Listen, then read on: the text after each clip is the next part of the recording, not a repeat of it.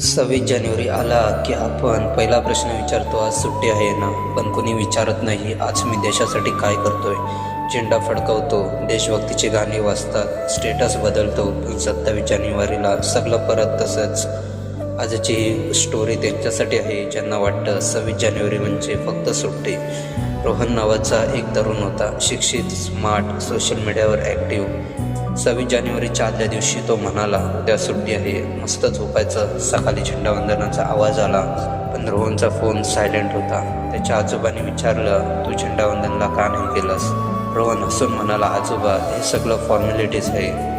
आजोबांनी शांतपणे एक जुनी फाईल उघडली. त्यात संघर्ष होता, अपेक्षा होती, अन्याय होता. ते म्हणाले, आज 26 जानेवारी आहे कारण या देशाने ठरवलं, आता राजा नाही, संविधान सर्वोच्च आहे. या संविधानामुळेच तुला बोलता येत आहे, स्वप्न बघता येत आहेत. पण हे संविधान फक्त पुस्तकात ठेवलं तर देश टिकणार नाही. त्या क्षणी रोहन थांबला. त्याला जाणवलं, तो देशावर टीका करतोय पण जबाबदारी घेत नाही.